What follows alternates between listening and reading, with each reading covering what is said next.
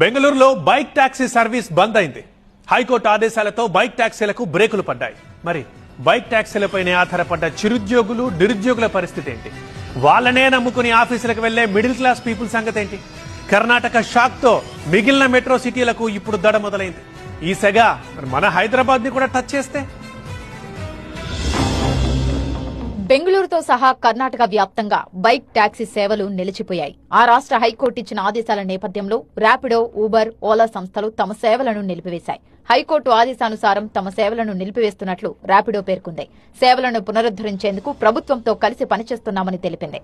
Bike taxi సేవలను Uber, Moto courier కింద మార్చగా ఓలా తన యాప్లో బైక్ టాక్సీ అనే ఆప్షన్ను పూర్తిగా తొలగించింది. మోటార్ వెహికల్ చట్టంలో బైక్ టాక్సీల ప్రస్తావన లేదు. దీంతో బైక్ టాక్సీ సేవలను నిలిపివేయాలని కర్ణాటక హైకోర్టు ఆదేశాలు జారీ చేసింది.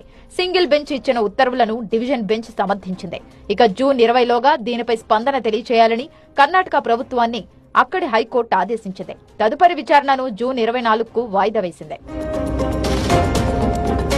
బైక్ టాక్సీ సేవలకు కోర్టు సడన్ బ్రేకులు వేయడంతో 1,20,000 మంది బైక్ టాక్సీ రైడర్లు రోడ్డున పడ్డారు. వాళ్లు ఉపాధిని కోల్పోయారు. కమర్షియల్ ప్లేట్ లేకుండా బైకులు నడపడంపైనే ప్రధానంగా అభ్యంతరాలొచ్చాయి. కోర్టు ఆదేశాలతో బైక్ టాక్సీలను పోలీసులు ఆపేశారు. దీనిపై ఆటోలు, క్యాబ్ డ్రైవర్లు హర్షం వ్యక్తం చేస్తున్నారు. అయితే లక్షలాది మంది ఉపాధి పోతోందని బైకర్లు వాపోతున్నారు. విద్యార్థులు, పార్ట్ టైం చేసుకునే వాళ్ల ఆదాయానికి గండిపడింది.